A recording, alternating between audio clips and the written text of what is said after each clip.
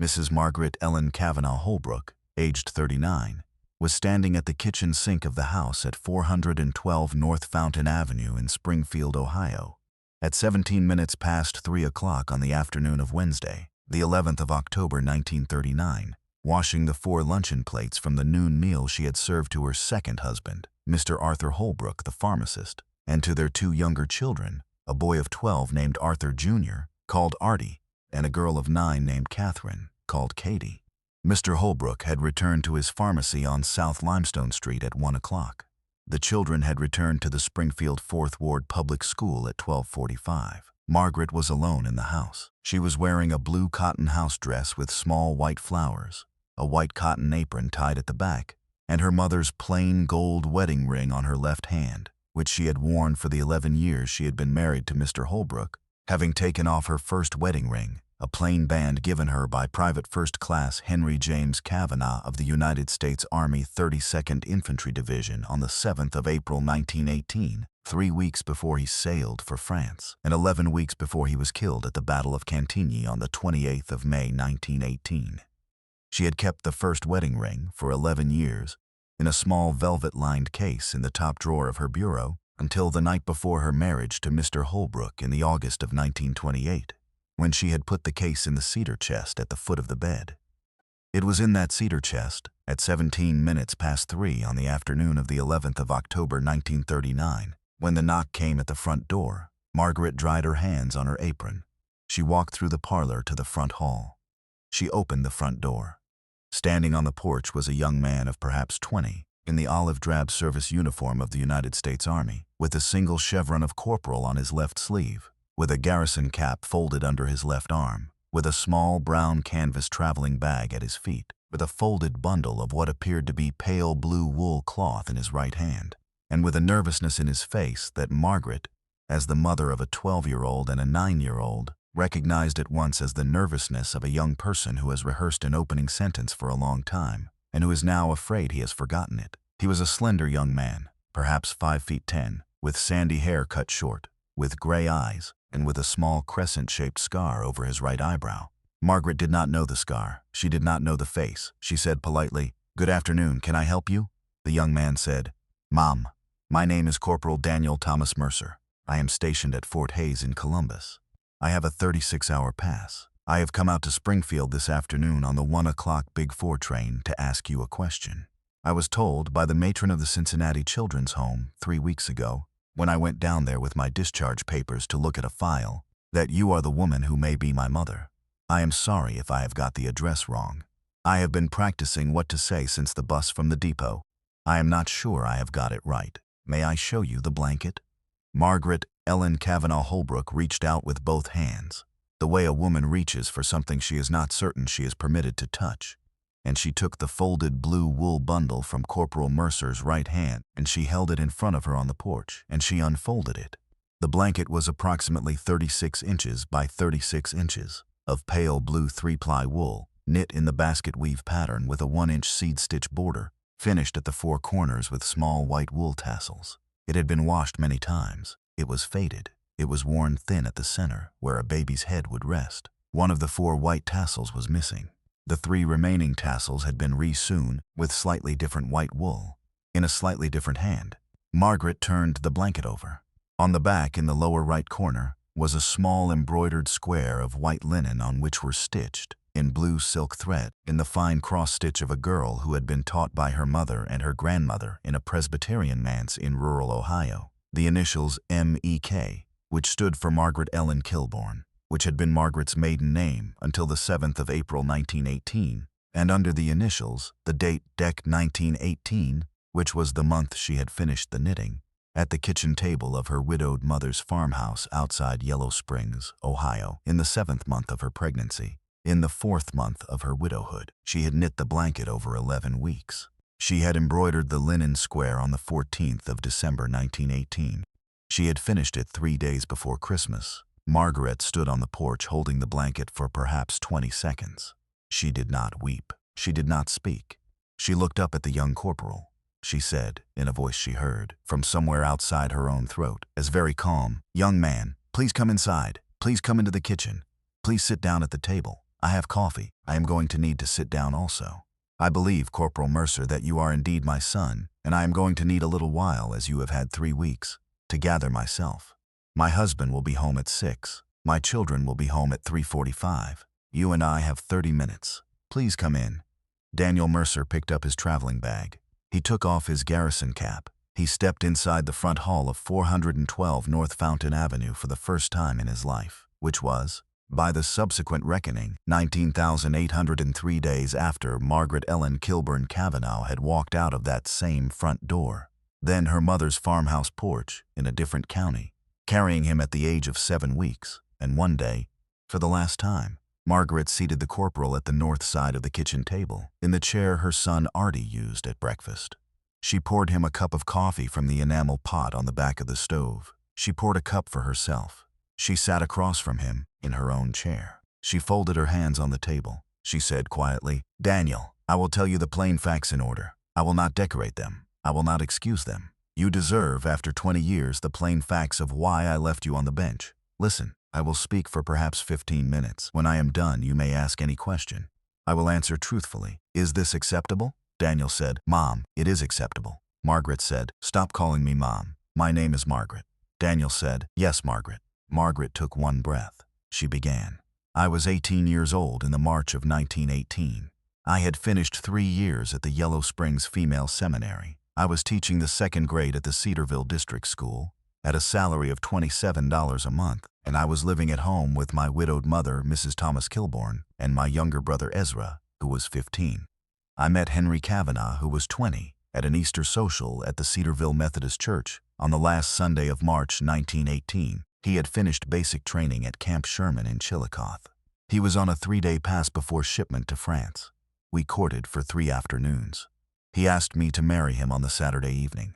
We were married on the Sunday morning, the 7th of April, at 11 o'clock, at the Cedarville Methodist Parsonage, by the Reverend John Callender, with my mother and my brother Ezra and Henry's commanding officer, Lieutenant Sterling, as witnesses. We had 1 week. Henry shipped out from Hoboken on the 15th of April. He was killed at Cantigny on the 28th of May. I received the War Department telegram on the 18th of June. I was 10 weeks pregnant. I did not know I was pregnant at the time of the telegram. I learned it from Dr. Malone of Yellow Springs on the 3rd of July. "Daniel, you were conceived, I am as certain as one can be certain, on the Tuesday night of our honeymoon, the 9th of April 1918, at the Antlers Hotel in Xenia, Ohio. Your father was, in every sense, a good man, and I have not forgotten him, and I have a small daguerreotype of him in a drawer in the bedroom upstairs, which I will show you before you go back to Fort Hays tonight. You were born, Daniel, on the 15th of January 1919, at the farmhouse of my mother outside Yellow Springs, delivered by Dr. Malone and by my Aunt Ruth Kilbourne, at 3:22 in the morning. You weighed 7 pounds and 4 ounces.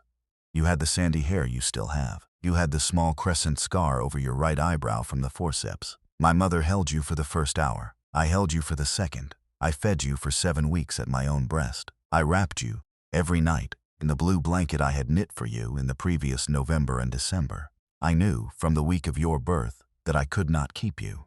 My brother Ezra, who was 16, had been diagnosed in the December of 1918 with tuberculosis of the spine, and he was bedridden in our mother's back parlor. And my mother was 61 years old and arthritic, and the farm was in debt $480 to the Yellow Springs National Bank. And there was no income except my teaching salary, and the school board had notified me in the October of 1918 that married women and widows with dependent infants could not be retained on the teaching rolls under the regulations of the Greene County school system. I had no income. I had no husband. I had a bedridden brother and an arthritic mother. I had you. I had 7 weeks to decide what to do. I decided, and I do not expect you to forgive me for the decision, to take you to the Cincinnati Children's Home on the 5th of March 1919, and to leave you on the bench of the women's waiting room of Cincinnati Union Terminal, under the sign of the ladies' parcel check, with a note pinned to the blanket reading, "My name is Daniel. I was born on the 15th of January 1919. My mother is a widow who cannot keep me. Please take me to the children's home. Forgive her. I kissed your forehead. I sat on the opposite bench for 2 hours, 20 feet away, until a station matron named Miss Eulalia Ward, who was on duty that afternoon, noticed the bundle and approached. I watched her pick you up. I watched her read the note. I watched her carry you out of the waiting room. I stood up. I took the 4 p.m. train back to Yellow Springs. I did not tell my mother. I told her when she asked that I had taken you to the Cincinnati Children's Home. I did not tell her about the bench. The bench was my shame. I have not told anyone about the bench until this afternoon. Daniel Mercer, who had taken a sip of the coffee and had not touched it again, set the cup down. He said, "Margaret, I will tell you what I know of the story from my side. You will let me know where the two sides fit together. I was taken, as you watched, by Miss Ward to the Cincinnati Children's Home on the afternoon of the 5th of March 1919. I was kept there for 9 months. The home, you should know, was run by a Mrs. Clara Goodhue, who was a widow of the Spanish War, and who made, in my case, 2 choices that mattered. She kept the blanket with me. She did not remove the embroidered linen square. She knew, she wrote in the case file that I read last month, that the initials on the square were the initials of the mother, and she resolved that the blanket would travel with the baby, regardless of adoption, for the purposes of a future identification, should one ever be sought. I am grateful to Mrs. Goodhue for a great many things. I am most grateful for that one. I was adopted on the 14th of December 1919 by Mr. and Mrs. Samuel Mercer of Middletown, Ohio. Mr. Mercer is a foreman at the Armco Steel Works, and Mrs. Mercer, who is named Eleanor, keeps the house. Who had been married in 1911 and who had lost 2 infants of their own to influenza in the November of 1918, and who had applied to the home the following spring. They named me Daniel Thomas after Mr. Mercer's father and after the old saint of Cincinnati. They raised me. They fed me. They sent me to the Middletown public schools. They paid my way through Miami University's summer session in 1937. They told me, from the time I was 6, that I was adopted. They told me where I had been found. They told me about the blanket and about the initials and about the note pinned to the blanket. They did not know the name of my mother. They had been given no name. They encouraged me from the time I was 16 to look when I was ready. I enlisted in the Army in the July of 1938, Margaret, after the summer session at Miami. I am on the 2-year enlistment. I am to be discharged in the July of 1940. In the September of 1939, 3 weeks ago, I took a 48-hour pass from Fort Hays down to Cincinnati. I walked into the children's home on the Monday morning. I asked Mrs. Goodhue, who is now 70 and who is still the matron, whether she would allow me to read my own case file. She said, "Corporal Mercer, you are the 4th of my children to come back and ask me that question this year. I will show you the file." I read the file. I read Miss Eulalia Ward's report of the 5th of March 1919. I read her physical description of the woman who had sat on the opposite bench for 2 hours. Young, perhaps 19, of slight build, sandy hair, light eyes, wearing a black morning dress. Mrs. Goodhue then opened a second folder. She said, "Daniel, in the January of 1920, 9 months after your placement with the Mercers, a young woman walked into this office. She gave her name as Mrs. Margaret Kilbourne Cavanaugh of Yellow Springs, Ohio. She asked whether a baby had been received on the 5th of March 1919 from Union Terminal. I told her that a baby had been received, and that the baby had been adopted, and that I was not able to tell her the name of the adopting family. She asked whether I would record her name and address in the file, so that, if ever in the future the child inquired about his origins, he could be given the record of her name and her last known address. I recorded it. She left. She did not come back. Mrs. Goodhue handed me the paper with your name and your mother's farmhouse address. The address was 20 years old. I wrote, on the Monday afternoon, to the postmaster at Yellow Springs, asking whether a Mrs. Margaret Kilbourne Cavanaugh was known to him in the town or its vicinity.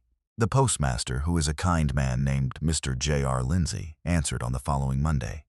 He wrote that Margaret Kilbourne had married, in the August of 1928, a Mr. Arthur Holbrook, pharmacist, of Springfield, and that the couple lived at 412 North Fountain Avenue in that city.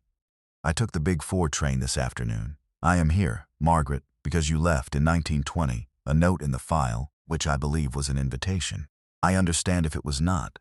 I will leave if you ask me to. Margaret said, "Daniel, the note in 1920 was an invitation. I left it because I could not live with not having left it. I went back to Cincinnati 9 months after the bench. I walked into Mrs. Goodhue's office. I asked her to open the file. She did.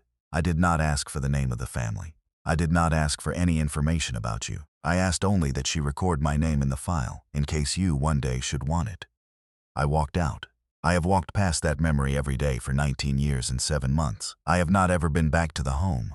I could not trust myself. I was afraid that if I knew the name of the family, I would be unable to stop myself from walking up their porch steps, and I had no right to do so because I had left you on the bench, and what I had done was something I was required, by my own conscience, to live with. I am telling you this, Daniel, so that you will understand as a man of 20 that the woman of 19 who left you did not forget you. She carried you in her pocket every day for 20 years in the form of the note in Mrs. Goodhue's file, which I had hoped, in the way hopeless young women hope, would one day bring you back to her door. It has. I am grateful. I am more grateful than I know how to say. I am also, Daniel, required to tell you 3 things that will be difficult. Will you hear them? Daniel said, Margaret, I will hear them. Margaret said, the first thing is that my husband Arthur Holbrook does not know you exist. He has never known. I met Arthur in the August of 1927 at the Springfield Public Library, where I had worked since leaving Yellow Springs in the September of 1922. I married him, as you know, in the August of 1928. I did not tell him on the night he asked me to marry him about the bench. I did not tell him on our wedding night. I did not tell him on the night our first child was born in the spring of 1930. I have not told him in 11 years of a good marriage. I have no moral excuse for this. I have only the practical excuse that I did not know how. Arthur will be home at 6 o'clock this evening. I will tell him then. I will ask you to stay. He is a good man. He will not turn you away. I am not as afraid of what he will do as I am of what my children, Artie and Katie, will think of their mother. I have owed them a half-brother for 12 and 9 years, respectively. I have owed them you. The second thing is that my mother, Mrs. Thomas Kilbourne, died on the 11th of February, 1921. She died believing I had placed you with a family through the children's home. She did not know about the bench. The third thing is that my brother Ezra died of his tuberculosis of the spine on the 9th of June, 1920, 16 months after you were born. The sacrifice I made for my mother and my brother in the March of 1919 bought my mother 2 more years and my brother 16 more months. I do not regret the sacrifice in that sense. I regret only the bench. If I had walked in through the front door of the children's home and placed you in Mrs. Goodhue's arms and had said, "This is my son, please find a family for him," it would have been the same placement, the same Mercers, the same life you have had, and I would not have had to carry the bench. That was cowardice. I am sorry for it. I am sorrier for it than for any other hour of my life. At 3:47, Artie and Katie came in from school. Margaret introduced Daniel to them as a young man from Columbus who is a cousin of Mr. Holbrook's, who has come to stay the night. Margaret planned to tell the children the whole truth the next morning, with their father's consent. At 5 o'clock, Margaret telephoned Mr. Holbrook at the pharmacy and asked him to come home a half-hour early. He arrived at 5:15. Margaret took him into the front parlor. She closed the door. She spoke to him for 35 minutes. Daniel sat at the kitchen table with the children who were coloring and who asked him about the army. At 5:50, the parlor door opened. Arthur Holbrook, aged 47, of medium height and middling build, with thinning brown hair, and the unreadable face of a small-town pharmacist who has spent 25 years behind a counter, listening to other people's troubles without registering surprise at any of them, walked into the kitchen. He extended his right hand to Daniel. He said, "Corporal Mercer, welcome to our home. Margaret has told me everything. Sit to supper with us. You are family. You will be family. We will sort out the details in the next several days. For tonight, you are a guest. Would you say grace?" Daniel said grace. Daniel ate supper. Daniel slept in the guest room.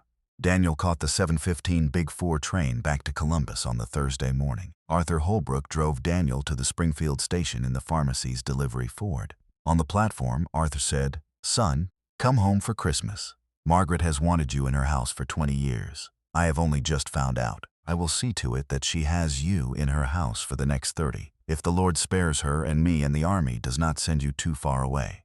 Write her every week. That is all I am asking." At 7 o'clock on the morning of Thursday, the 12th of October, 1939, after Daniel had been driven to the Big 4 station by Arthur, and before the children were sent to school, Margaret sat Artie and Katie at the kitchen table and told them the story of the bench at Cincinnati Union Terminal, in exactly the form she had told it to Daniel on the previous afternoon, without softening the word bench, and without substituting children's home for waiting room seat under the ladies' parcel check.